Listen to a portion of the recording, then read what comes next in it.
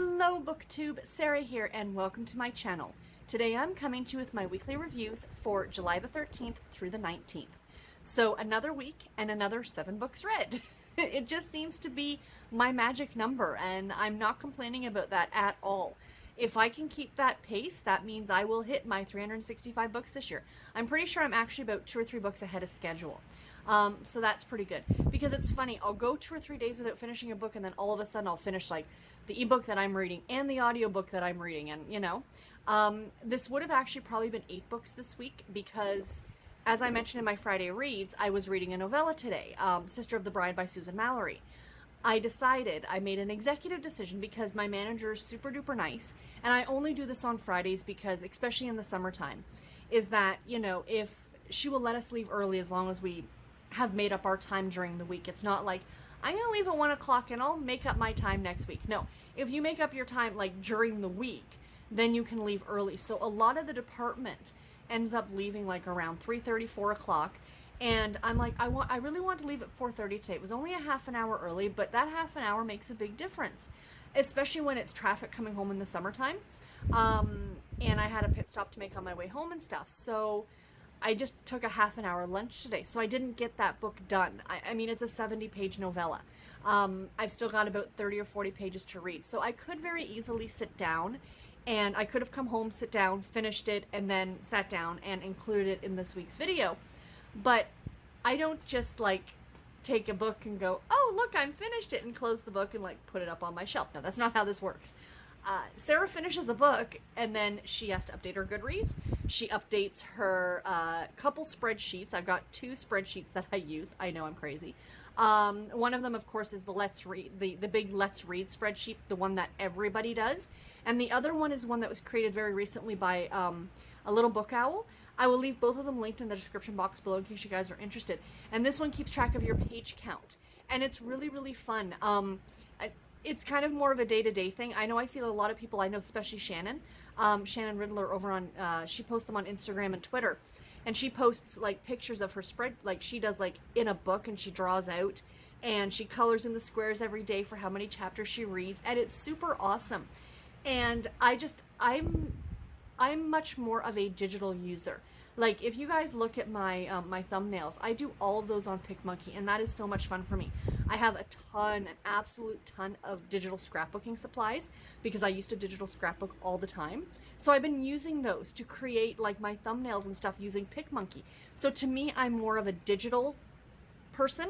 I love the idea of a pen and paper, but I just love digital. So I update those 2 spreadsheets. So for me, just to finish a book and put it down, and then I update, of course. So not only my spreadsheets, but I also update my Google Doc, because I keep a Google Doc going every week of all the books that I finished, along with the ratings and all the pertinent information that I have. So that way, because I do read 7 or 8 books in a week, I remember what I'm talking about, right? So it's not as easy as just closing a book. And you know what? A lot of people are like, well, then why would you do all that? Because I like it, because it makes me happy. I'm a statistics person. I love my stats. I love keeping track of everything. I love, you know, I just love being able to look back going, oh, how much did I read yesterday or the day before, what have you. So anyway, sorry, long introduction to say that I should have had 8 books this week, but I will have an extra one next week. The way that these weekly reads goes is that I count it from Saturday to Friday, but next week it's going to be that little overlap of having that one extra book. It's not that big a deal. So anyway, let's jump in and get started to the 7 books that I did finish this week, or so far. So, the first book that I finished was Wake to Darkness by Maggie Shayne. This is a romantic suspense novel. It is Brown and DeLuca book number 2, narrated on audio by Janet Darling. This was published originally in 2013. Average rating of 4.20 stars on Goodreads. I gave this one 4.5 stars. I really enjoyed this one. It takes place at Christmas time, but it's not one of those, like, you know, you just feel like you're immersed in the Christmas spirit, because even though it does take place at Christmas and the characters are staying at this big lodge that is like Christmas, you know, all over the place, it's still not that, as I think I said in my Friday reads like last week, was this one is more like it's Christmas, just like the Die Hard movie is a Christmas movie, which it absolutely is, and I will keep saying that. But do you know what I mean? So anyway, the plot of this book is, like I said, second in the series, so I don't want to get too much into what happened in the first book. So I really can't say too much about the second one because I do recommend that you read book one first. So anyway, our main character, Rachel, was blind. She went blind. She started going blind when she was young, and then at the age of 12, she was officially blind. And many, many years later, 20 years later, she ends up actually getting a cornea transplant, and she regains her sight. And she gets the corneas from our male lead, Mason Brown, his brother's cornea. His brother was a serial killer. So that's all I want to tell you. So this book follows after the events of the first book, and I really think that you need to read the first one to really appreciate this one all the more. They are running from another killer, so they are staying at this lodge way up in upstate New York over the Christmas holidays, and that's really all I want to say. This was highly, highly enjoyable. The one thing about this series is it doesn't get graphically violent. There are bits where they're talking about some things that might make some a little squeamish.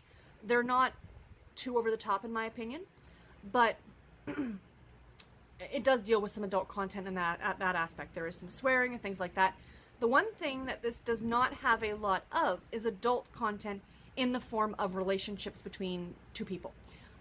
So you do get a couple scenes of Mason and Rachel because they are sort of kind of not really a couple. And you get these scenes, but that's not what Maggie Shayne is known for. Maggie Shayne is known for these great romantic suspense with this great paranormal twist that she does. She also does some really great paranormal books, if that's what you're into. And yeah, she's really good. So again, I highly recommend that you read the first one before you jump into the second one, but they are absolutely worth it. I believe they are all available as part of the Audible Escape package. So if you have that, feel free to go ahead and pick them up. The next book that I finished, I was really disappointed in this one, you guys, was Sweet Talk by Susan Mallory. This is a contemporary romance novel. It is Bakery Sisters book number 1, originally published in 2008. Average rating of 3.91 stars on Goodreads. I only gave it 2.5 stars. I think this is the most disappointed that I have been in a Susan Mallory book ever. And I went on Goodreads after I read it, and I looked at other people's ratings, and I wasn't the only one who felt this way. This is the story of a woman by the name of Claire and her two sisters. She has a twin sister named Nicole, and then a younger sister by the name of Jessie. Now, when Claire was 6 years old, they were visiting friends of the family, and these friends had a piano, and Claire just kind of sat down and started banging away at the keys. Well, it turns out she's a piano prodigy, and at the age of 6, she was not taken away, like kidnapped. She left her family to pursue this potential career at the age of 6. And her grandmother went with her at first, and then they had this woman who was like her teacher, mentor, business, like she dealt with all the business stuff of putting Claire in concerts and things like that. And this has been going on for 20 plus years. So anyway, the grandmother at one point said, this is too much for me. I can't take it on anymore. And she ended up coming home. And then Claire's mother went and began traveling with her daughter because she needed a chaperone, obviously, a family member. So at the age of 12, they were driving somewhere, her and her mother, and there was a bad car accident and Claire's mother died. Well, Nicole, her twin sister, has never forgiven Claire for this. She, in a way, has always harbored this blame that it was Claire's fault that their mother chose to spend more time with Claire than with Nicole and Jessie, and leaving Nicole to take care of her younger sister. And, so she's always harbored this resentment. The sisters have never gotten along. They've never spent any time together. As adults, they don't, So again, this book, Nicole ends up having to have, I think it's gallbladder surgery. And in my opinion, I was reading about this, it sounds like she had a lung transplant. Like, it was way over the top for the amount of time that she spent in bed. Now, everybody heals differently, so I'm not judging anybody. If you had gallbladder surgery and you were out for the count for 3 weeks, like Nicole was in this book, and she couldn't get out of bed and things like that, okay, I didn't know that. I didn't know that that's how that worked. But my sister-in-law had gallbladder surgery 2 years ago, and I'm pretty sure she was back to work within a week. She had to be careful, and she couldn't lift anything super heavy and blah, blah, blah. But, you know what I mean? I guess everybody's different, but it seemed like huge. Like this huge deal. you know, that, I don't know. Anyway, I'm not versed medically in all the things, mostly just cardiac things, so I really couldn't tell you, you know. Anyway, my issues with this book, Nicole. I hated Nicole. I thought she was the most self-centered, snobbish, witchiest, with a B, character I have ever read in a book, and her book is next, and I have absolutely, at this point right now, no interest in reading her story. I could care less if she gets a happily ever after, because she treated Claire like less than something that you would pick off the bottom of your shoe. I mean, Claire was trying to help, and Claire didn't understand exactly why Nicole was so mad at her. After their father died and Claire came for the funeral, Nicole pretty much told her to get the hell out and never come back. So there was a lot of anger and resentment. The younger sister, Jessie, she's kind of flittering through life, and you can tell that she needs a bit of help too. Like, she's borrowing money and she's kind of hooking up with the wrong guy, kind of an idea. She slept with Nicole's husband, supposedly. We don't know the whole story on that one. But yeah, that really kind of irked me, that character of Nicole. The character of Claire was told to was told to be very naive. Like, she's been kind of living in this bubble, or, oh, sorry, I almost dropped a book, where she's been sheltered, and, you know, she doesn't know a lot of things. She doesn't know how to cook for herself. She doesn't know how to clean. She doesn't know how to send something for dry cleaning. She doesn't know how to wash her clothes. You know, like, she barely knows how to drive a car. She only got a license just for convenience purposes. And I thought, okay, some of those things I could forgive because, you know, if you live in a certain way, like my husband, for example, my husband has never driven a car. I mean, he tried to get his license at one point, but he's never driven a car because he grew up living in the city, and he never had to because public transit was right there. I get it. There's certain things I get. Like, if you've always had someone doing these things for you, then so be it. My issue came with when she got into the relationship with Wyatt, which is the whole love interest in this book. Yes, this is a romance. Sorry. Did I forget to mention that? That they end up having sex, and she, no joke, gets pregnant right away. Spoiler alert, kids. Spoiler alert for this book. And has no clue that you can get pregnant that quickly. She doesn't know about birth control. I couldn't suspend my disbelief on that one. You can be sheltered and have people do things for you, and you can have people do your dishes, or cook all your meals, or send your clothes out to be dry cleaned. I get it. You can have people drive you around in a car. You're telling me you have never, ever, ever picked up a magazine, picked up a book, watched a TV show or a movie, you know, like, that you are... I can understand not being 100% knowledgeable in perhaps birth control or things like that, but to be completely oblivious, and then she's ecstatic and could care less what Wyatt thinks. Really? I don't know. Far from the best Susan Mallory book I've ever read. I really did not like this one. Now, a lot of the things that I read on Goodreads is people were saying this first book was bad, but the next two books are super fantastic. But I think I need some time before I move on to the next two books. I will get there eventually. I can't get there just yet. And I'm disappointed, but you know what? As much as I love Susan Mallory, it just goes to show that not every author will write books that you will love every single time, because I know there were a ton of people who love this book. I just didn't happen to be one of them. The next book that I finished was When a Scot Ties the Knot by Tessa Dare. I love this book. This is a historical fiction novel, obviously. Book number 3 in the Castles Ever After series. This was narrated on audio by Carmen Rose, who did a brilliant job with the Scottish accents in this one. Published originally in 2015. Average rating of 3.97 stars on Goodreads. I gave this one 4.5 stars. I love this. Tessa Dare is a new favorite of mine. I mean, this Castles Ever After series is just utterly delightful. So the thing is, though, with the Castles Ever After series, you can read each book as a standalone. The books have nothing to do with each other. You don't meet characters from other books. It's not even mentioned characters from other books. Essentially, the thing that ties all of them together is that the 4 main characters, so in the 4 books, each character inherits a castle. That's pretty much what ties them all together. And I'm pretty sure it's the same guy.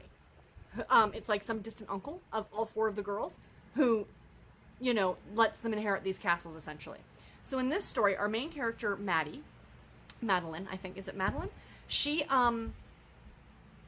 is not very good with people. She's not very good in public. She does not like large crowds. So when it's time for her to have her introduction to society when she turns 16, that same year her father remarries this woman who's actually only a few years older than Maddie is. And so when her father and his new bride are off on their honeymoon, they send her to Brighton. And she's trying to think of a way of getting out of going to her season in London because she doesn't want to. She is terrified of being, like, it's her fear, it's her phobia. And so she invents a groom. She invents this guy, and she's like, I totally met this dude while, I was in Brighton and you guys were on your honeymoon. And we've been writing each other letters, so I don't need to have my season now because we're going to get married. She keeps up this ruse for 10 years. She literally makes up a name, Logan Mackenzie. He is in the Scottish Army, which is a great reason why he's not around. And she literally writes him letters and then writes letters back to herself.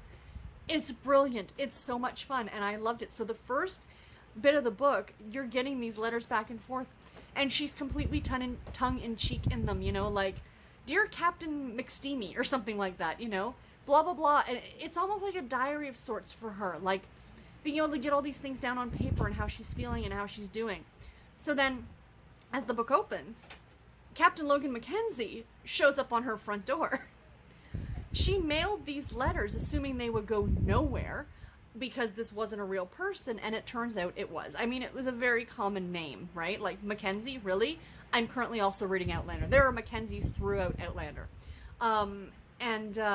So anyway, he shows up, and he needs a place for him and his men to live because it's just after the war, and their own villages have been destroyed, their families have been killed. It's very sad. And so they're kind of a ragtag bunch of former soldiers that are looking for a place to live.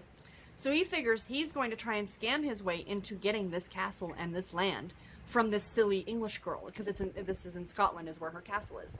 So anyway, then the romance begins, and it is just delightful. I loved it. I loved Maddie and Logan. I thought they were great. I loved the extended family. Maddie's aunt lives with her in this castle. And of course the guys, the men, these soldiers, the one named Grant, he was heartbreaking. He suffered an injury where he couldn't remember anything. He could remember everything prior to the war, but nothing up until he got injured. And he would forget anything. Like, you'd tell him something, and then an hour later he would completely forget what you've told him. So throughout the book he keeps asking to go back home to see his wife and his kids, and Logan just keeps telling him, we'll go tomorrow, we'll go tomorrow. And it's heartbreaking because you can just imagine there were probably men today that are dealing with that effect from injury or war or what have you. But yeah, I really, really love this one. If you are a fan of historical romance and you have not read Tessa Dare yet, please do. There is a great bit of humor in these books too. Our main character, Maddie, she draws for scientific journals and things like that. She draws bugs and different things. And she has a pair of lobsters that she has named Fluffy and Rex. And she's waiting for them to mate so she can kind of draw what those stages look like. It's delightful. Absolutely delightful. I highly recommend it. Do yourself a favor and definitely pick up Tessa Dare. The next book that I finished was right here, Sinfully Sweet. This was by Janelle Denison, Jacqueline D'Alessandro, and Kate Hoffmann, another contemporary romance novel. Harlequin Blaze number 234.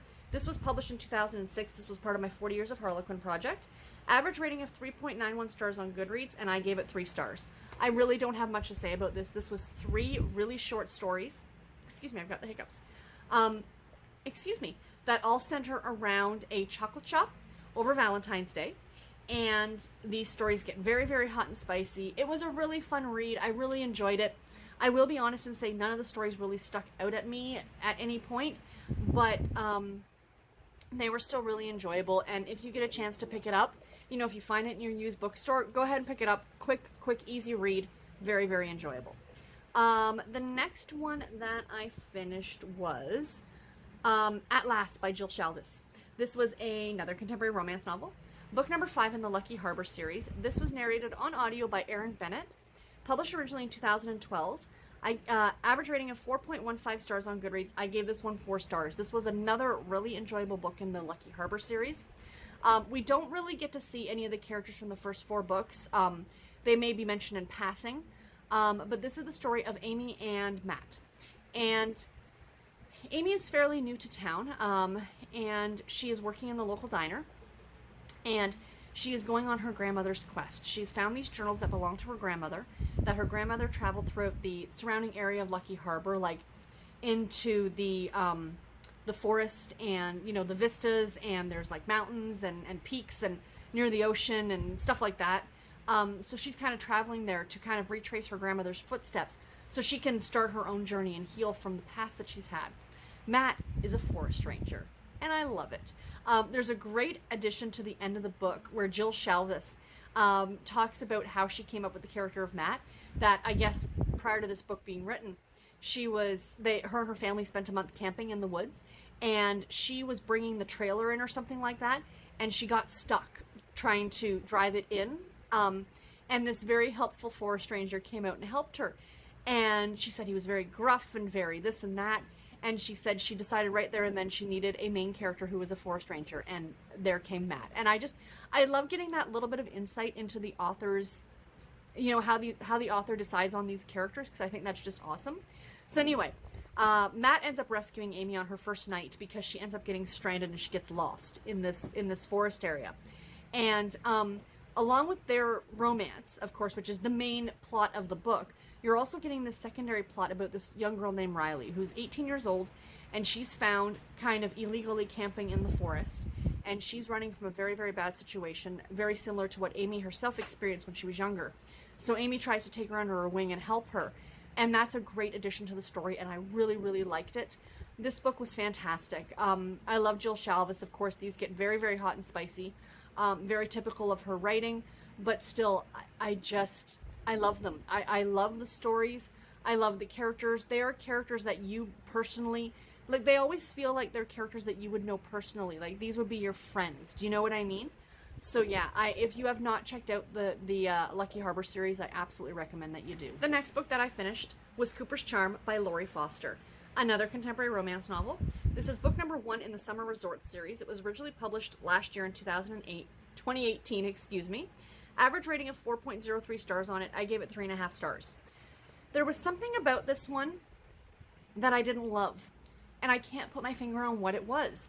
It was enjoyable, it was entertaining, but the weird thing was is that I would be like, oh yeah, I'm still reading that. And I would go on lunch and I'd be like, oh yeah, I should really get some more of that read. And I'd pick it up and be like, no, yeah, you know, like I wasn't terribly interested in picking it up. But then once I picked it up, I flew through it. Do you know what I mean? So I'm really not sure what it was, but I didn't absolutely love it. This is being billed, I think, as more of like a women's fiction novel from Lori Foster. She usually writes very, very hot and steamy contemporary romances. But I would definitely consider this one to absolutely 100% be a contemporary romance.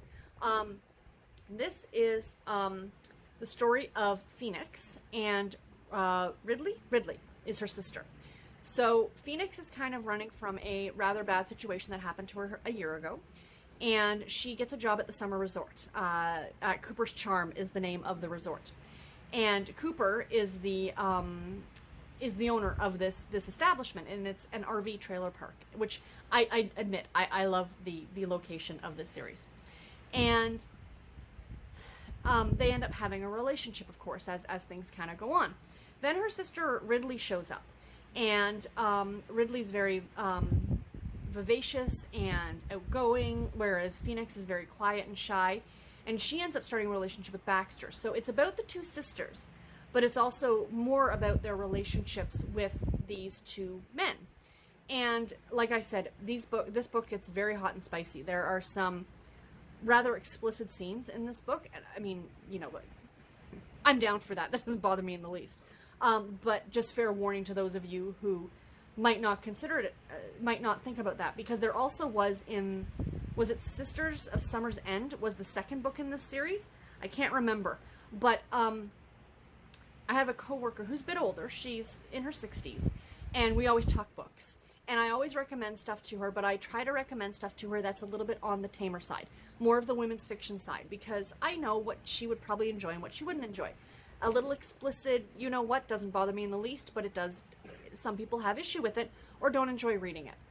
And I remember being hesitant to tell her about Sisters of Summer's End because of the explicit scenes in it. And she went ahead and bought it anyway, and she read it, and she said to me, she says, I didn't expect that.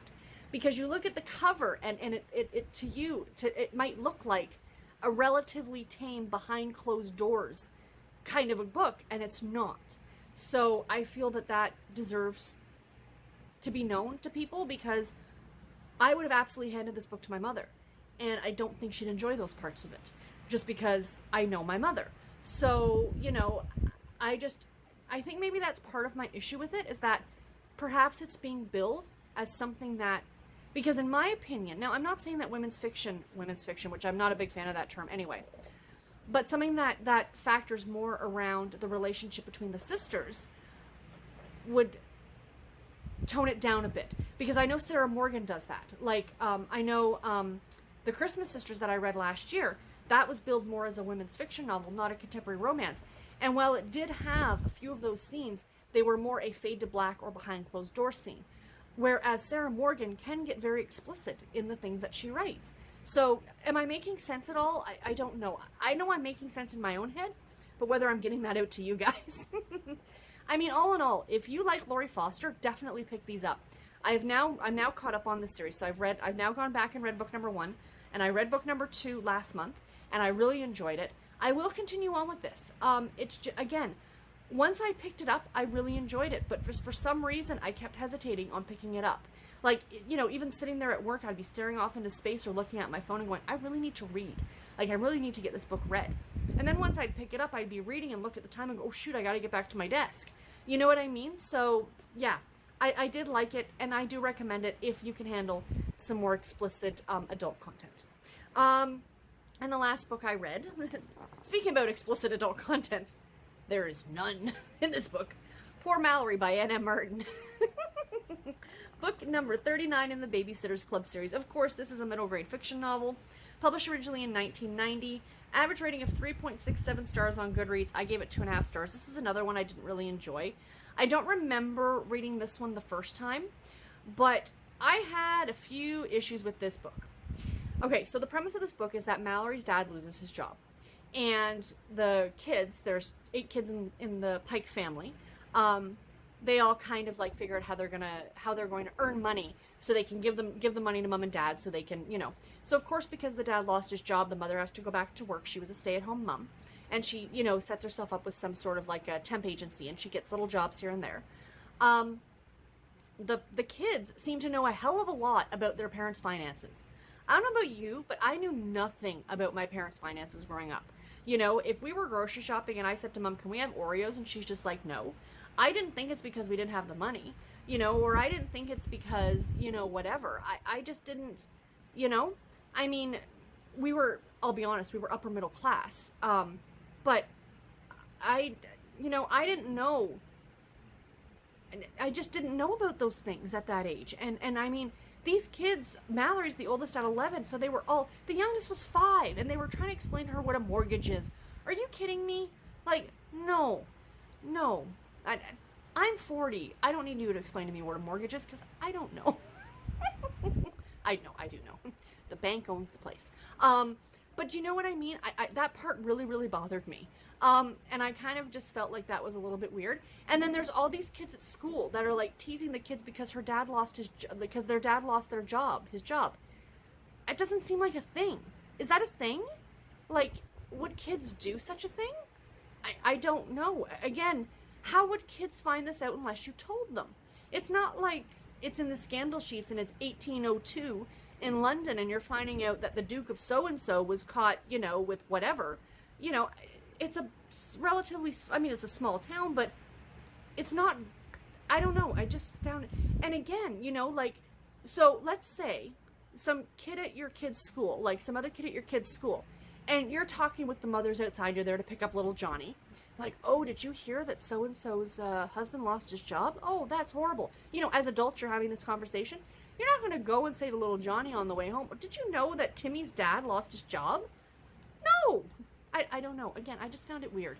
The other thing that really, really, really bothered me, please take a gander at this cover. Mallory is babysitting those children. Those children are swimming in a pool. Sorry, I just hit myself in the nose. What is she not doing? Watching the kids. Her head is turned away. She is not watching the kids. There are several scenes in this book where a babysitter who does not have lifeguard certification is watching more than 3 or 4 children as they are swimming. I had a big issue with that. I remember when my parents got their pool, I was about 13, and by law, you had to completely have it fenced in with a lock.